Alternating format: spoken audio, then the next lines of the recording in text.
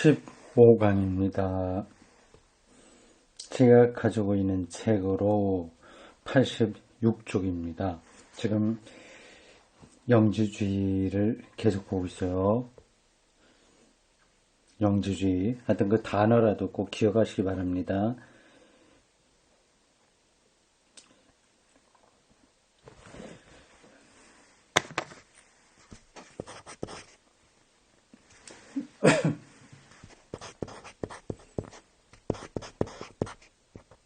자, 보겠습니다. 이와 같은 사변적이고, 굉장히 사변적이죠.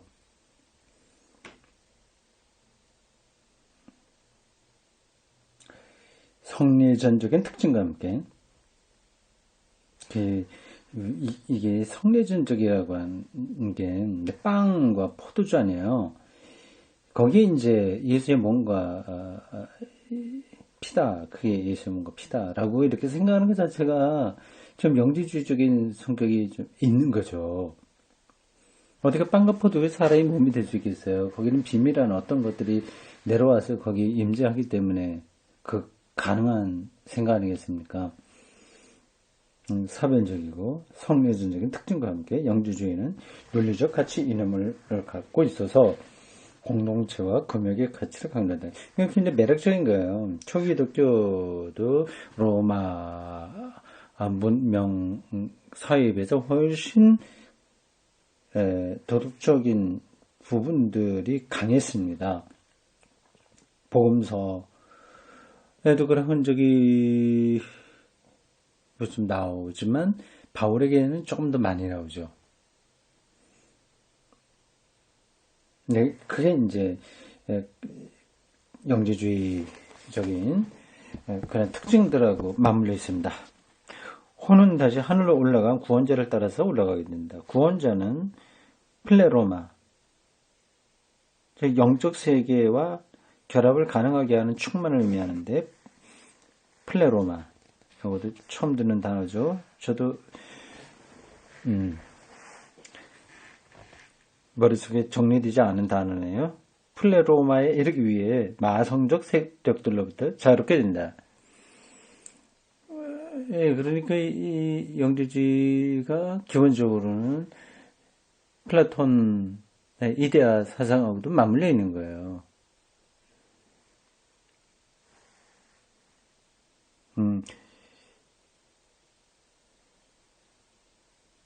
이때 혼은 이들에 대해서 알고 있다는 것, 곧 이들의 이름과 이들의 비밀의 힘과 이들이 대표하고 있는 악의 구조에 대해서 알고 있다고 하는 것을 이들 지배자들에게 말한다. 혼. 근데 영도 아니고 혼이라고 되어 있나요? 근데 영이 아니고 혼이다. 그렇게 말한 특별한 이유가 있는지 모르겠습니다. 일반적으로 영이라고 하잖아요. 영지주의 할 때도 그 영이 거기에 해당하는 말이죠. 단어죠. 근데 혼이라고 했어요. 근데 여기서는 뭐 영과 혼이 다른 뜻으로 사용된 건 아니라고 봅니다.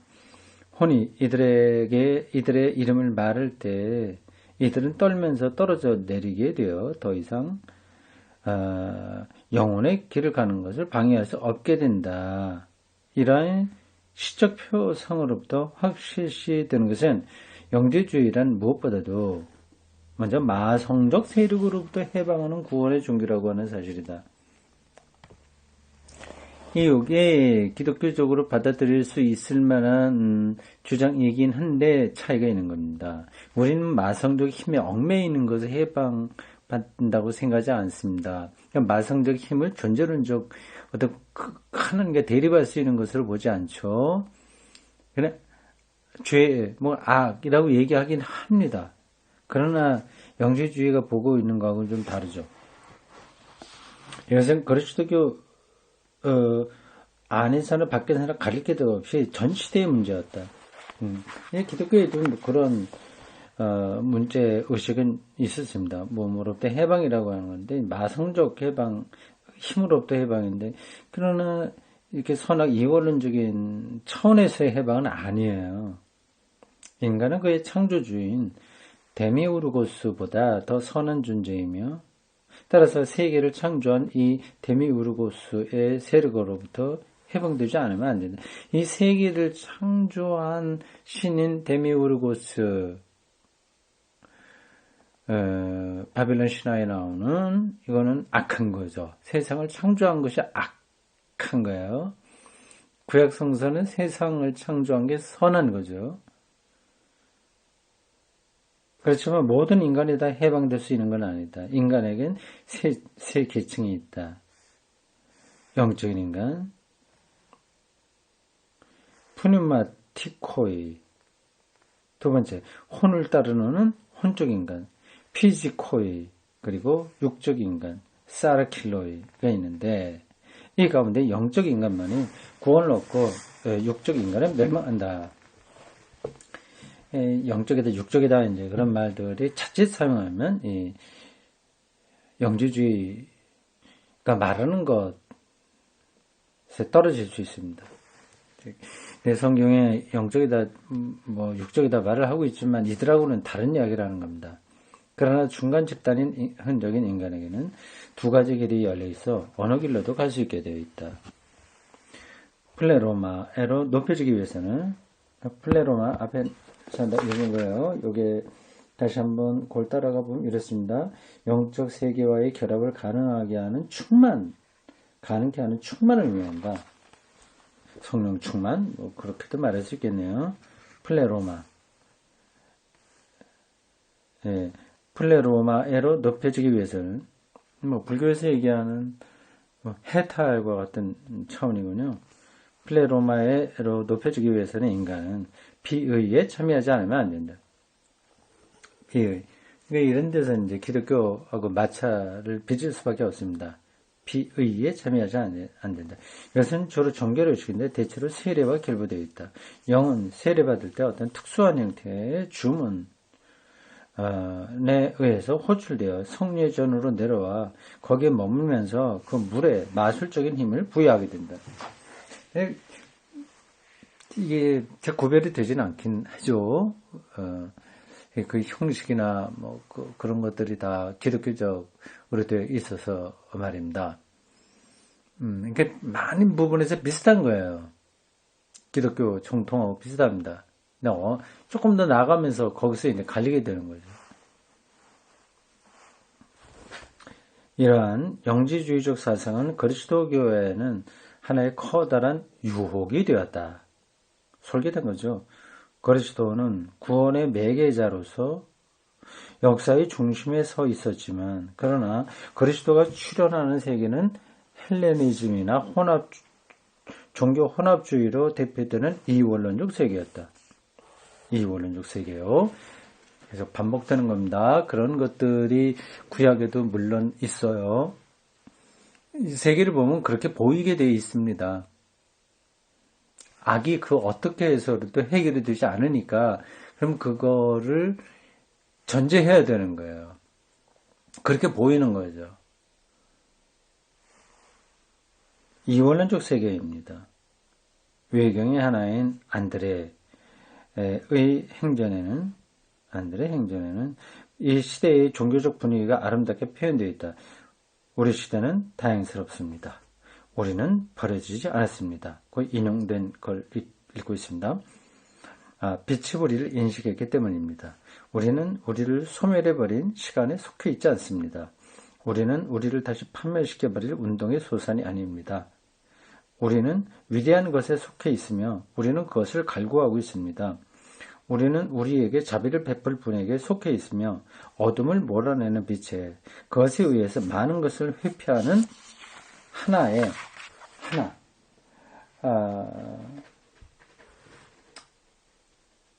그리고 지상적인 것을 이야기하는 천상적인 것에 속해 있습니다. 우리는 그분을 찬양할 수가 있습니다. 왜냐하면 우리는 그분에게 인식되어 있기 때문입니다. 이런 문장 어디 이상하게 들리지 않죠? 안드레 행전에 나오는 말입니다. 근데 여기에는 기본적으로 이원론적 세계가 바탕에 깔려 있는 거죠. 이것은 진정한 경건을 나타내는 것이며 영지주의를 비판하는 사람이 주장하는 것과 같은 단순한 사변이 아니다. 이것은 환상적인 사변이 아니고 종교적 경건성을 지니고 있기 때문에 오늘날 많은 사람들이 영지주의 종교를 부흥시키려고 한다. 근데 매력적인 거예요. 만일 그리스도교 신학이 이렇게 그럴듯한 영지주의의 유혹에 굴복했다면 그리스도교의 독자성은 잃어버리게 되었을 것이다.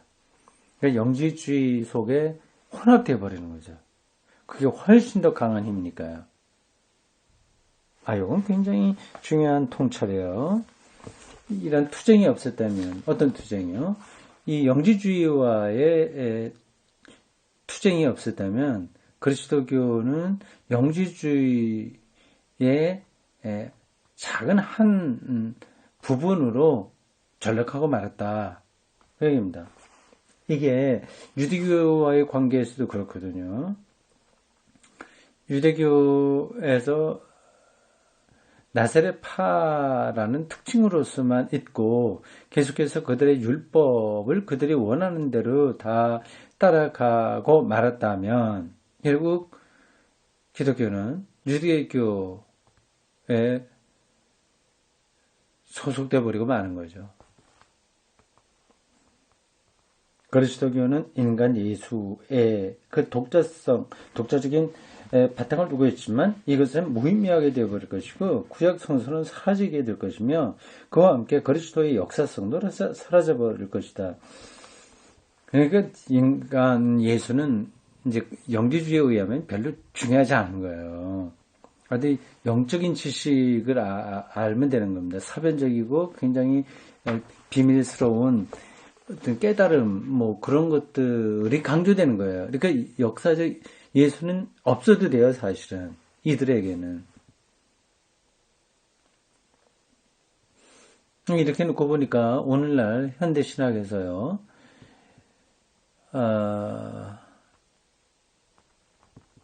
그런 성격들이 좀 나타나고 있어요. 그 민중신학 같은 것도 좀 비판적으로 보자면 그렇습니다. 그들에게는 역사적 예수 그리스도가 중요하진 않아요. 민중에게 그리스도가 재현되어 있으니까 민중적인 삶을 살면 그것으로 구원을 이루는 겁니다.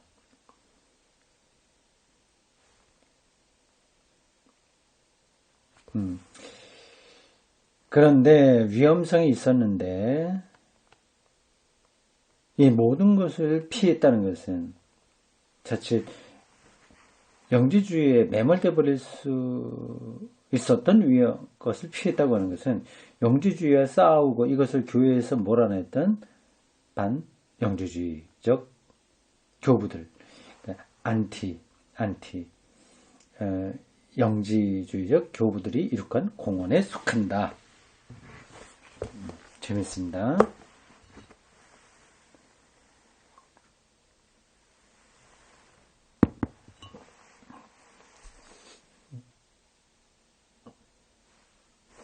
자, 그 다음입니다. 이제 본격적으로 반영지주의적 교부들과 초기 카톨리시즘에 대한 이야기입니다. 최초 그리스도교 신학자인 변증가들은 주로 외부의 적에 대한 싸움에서 로고스론을 펼쳐나갔지만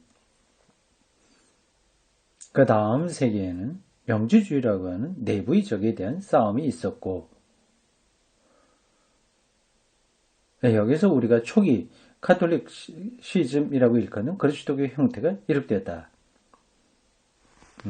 잘 정리해주고 있네요. 아주 초기에 이게 기원 후 100년 이전 그 어간에서는 로고스론과 싸우는데 이 로고스론 바깥 세력과의 투쟁이에요. 스토아 철학의 핵심 개념이 로고스론이요.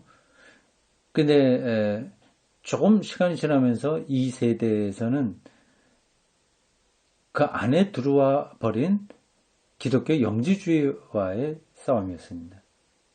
그때 이제 카톨리시즘이 완성됐다고 하는 겁니다. 그러니까 기독교 교리가 기초가 잡혔다고 하는 거죠. 이 싸움에서 이단적 교설은 단순히 배척당한 것만은 아니었으며 그 교설 안에 있는 몇 가지 요소는 그것과 싸웠던 사람들의 종교 안에 받아들여지기조차 했다. 비판하기는 했지만 다 이제 간 건 아니거든요. 이렇게 들어오기도 했습니다. 영향이 있는 거죠. 신약 성경에 그런 것들은 많이 나왔습니다. 이와 같은 부분적 거부와 부분적 수용의 결과로 생기는 것이 초기 카톨리시즘이다.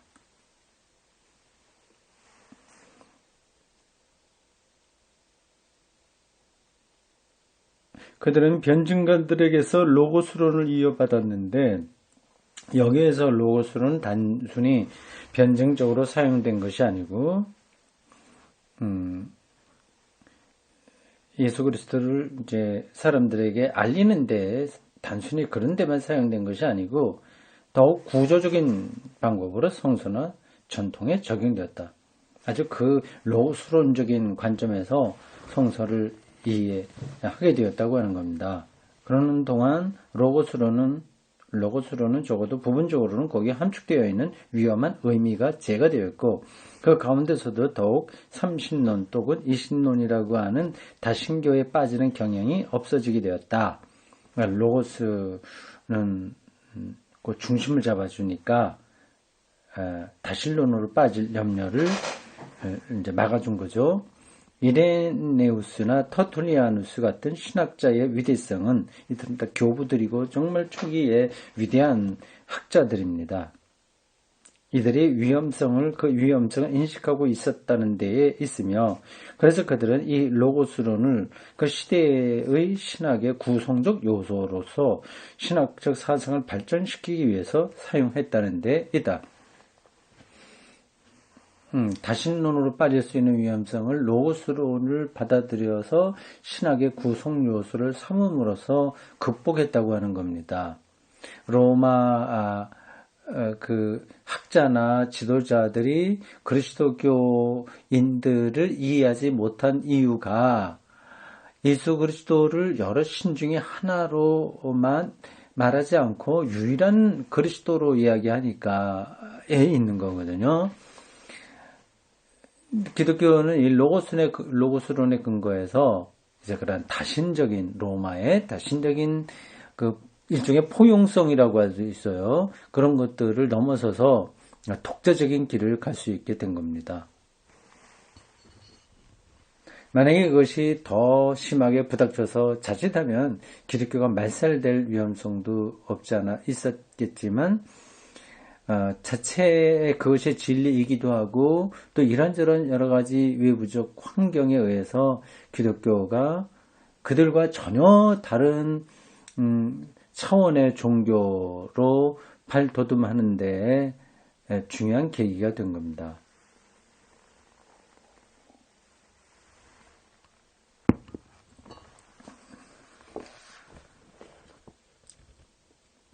다음 이레니우스는 반영지주의적 교부 가운데서 종교적 관점에서 보아 가장 중요한 인물이다. 그는 바울 정신을 이해했고 또한 교회에 대한 바울의 의미를 이해했다. 바울의 교회론을 잘 이해했다고 하는 거죠. 그러나 바울 교술 가운데서 그에게 가장 중요한 사상은 신앙을 통한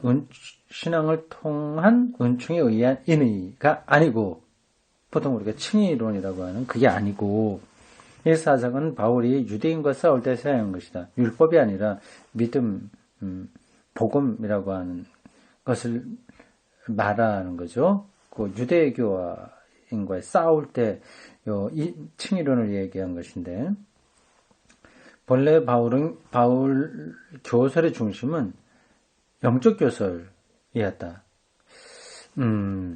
요건 제가 알고 있었던 것에서 약간 다른 이야기예요. 우리들은 일반적으로 바울 신앙에서 핵심이 칭의라고 생각하는데, 근데 그게 아니라 이레네우스가 밝혀준 바에 따르면 영적 교설이었다고 하는 거네요. 푸뉴마놀로기,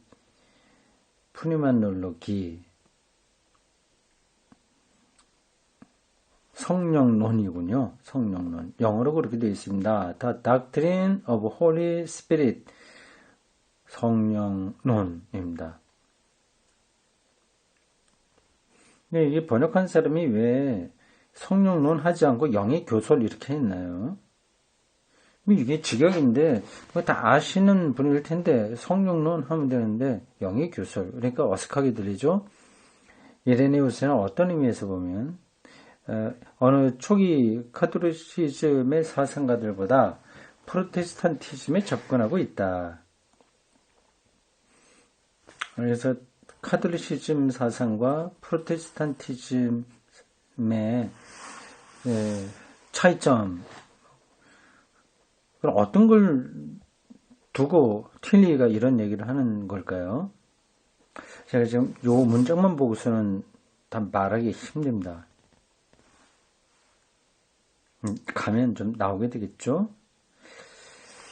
이 프로테스탄티즘의 가장 큰 특징은 루터가 얘기한 그런 것들이죠. 오직 믿음, 오직 성서, 오직 은총 이런 것들 아니겠습니까? 근데 카톨리시즘의 특징은 뭘까요? 보통 우리가 카톨릭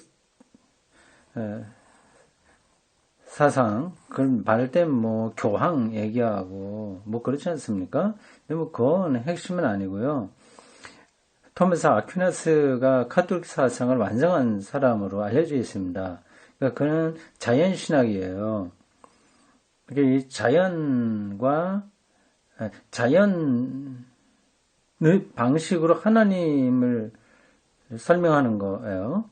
굉장히 철학적이죠. 그건 더 설명하지 않겠습니다. 좀 더 복잡해지니까 넘어가고요. 여기서 틸리가 말하는 것은 이레네우스라고 하는 교부가 아주 초기에 카톨릭 사상이 형성될 때 활동했던 사람이지만 그러나 프로테스탄티즘에 가깝다라고 하는 거죠. 그렇지만 그는 초기 카톨리시즘의 교부지 프로테스탄티즘의 교부는 아니었다. 그건 명백한 사실이라고 하는 거죠. 그는 바울의 칭의론을 받아들이지 않았기 때문이다.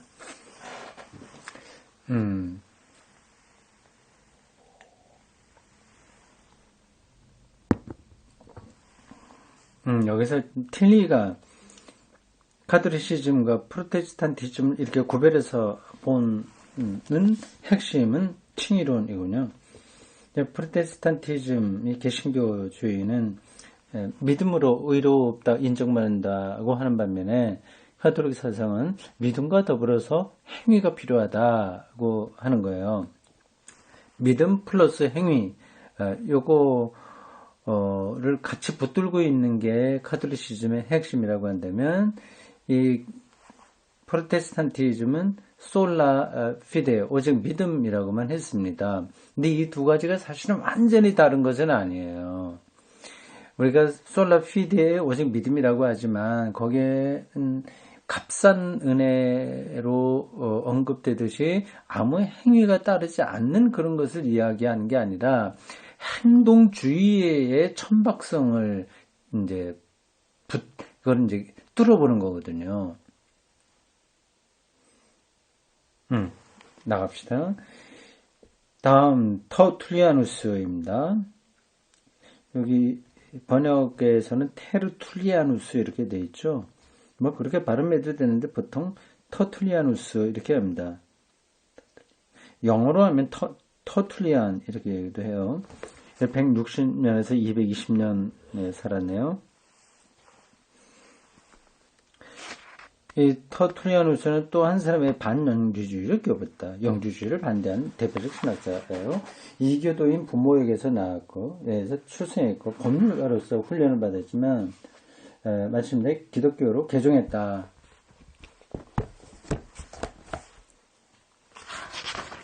그는 라틴어에 능통했고, 이건 말할 것도 없죠. 그 당시 로마 시대인데 라틴어 몰라서 되겠습니까? 헬라어는 당연하고요. 학문을 하려면 그 당시는 헬라어를 하지 않으면 안 됐죠. 라틴어도 그렇고요. 라틴어하고 헬라어가 이 로마 시대 때 어떻게 쓰여졌는지는 제가 찾아보지 않아서 저는 모르겠습니다. 이제 철학이나 그런 것들은 주로 헬라어, 신학도 마찬가지고요.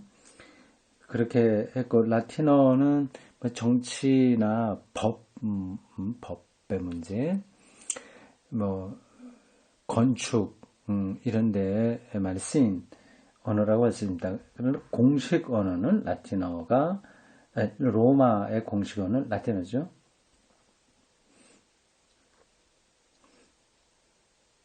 그래서 지금도 신학을 잘 하려면 세 가지 고를 해야 됩니다.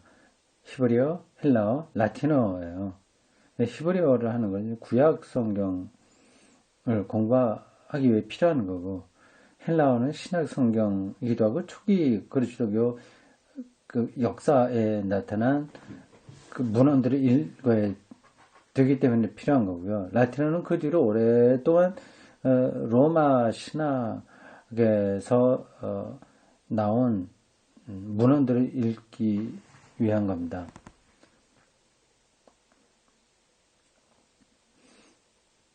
거기에다가 이제 한국 사람이라고 한다면 영어나 독일어 이런 걸 또 해야 되겠죠. 그는 라틴어에 능통했고 또한 날카로운 법률가의 머리를 지닌 사람이었다. 교회의 라틴어는 그가 만든 것이었다. 아, 그런가요? 교회 라틴어의 체계를 터툴리아누스가 했군요. 우리 중요한 교부들 이름을 오늘 두 사람이나 들었습니다. 이레네우스하고 터툴리아누스예요. 이 사람들이 삼위일체에 대한 논쟁도 많이 했습니다. 그는 신앙의 우위를 이해했고 그리스도교의 역설을 이해했다. 역설.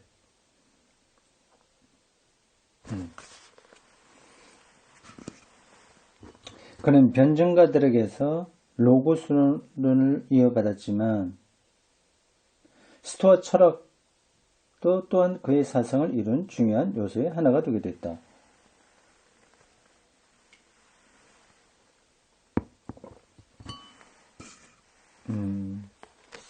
제가 커피 한 잔을 지금 마시고 있습니다.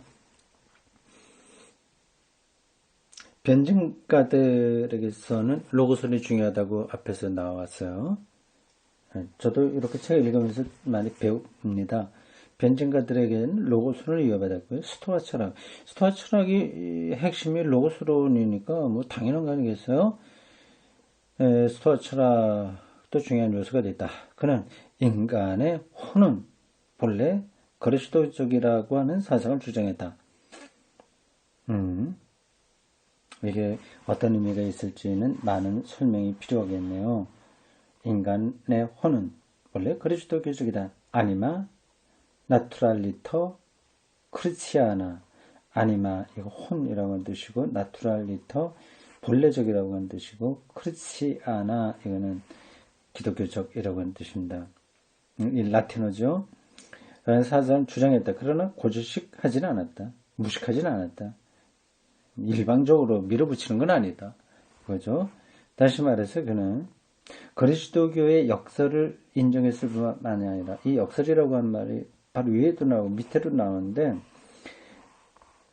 이게 어떤 뜻인지는 좀 설명을 좀 들어야 되는데요. 틸리가 어떤 뜻으로 그리스도교적인 역사를 인정했을까요? 지적이 여러 살아야 되지만 그것만으로는 안 된다고 하는 것을 말하려고 했을까요? 아니면 기독교의 믿음이 사실은 그 로고스와 그 모든 철학적인 것까지 다 포함할 수 있는 저력이 있다고 하는 것일까요? 다시 말해서 그는 그리스도교의 역사를 인정했을 뿐만 아니라 날카로운 지성의 소유자로서 그는 그리스도교가 합리적인 엄밀성과 명확성에서 그리스 철학이 결코 뒤떨어지지 않는다는 확신을 갖고 있었다.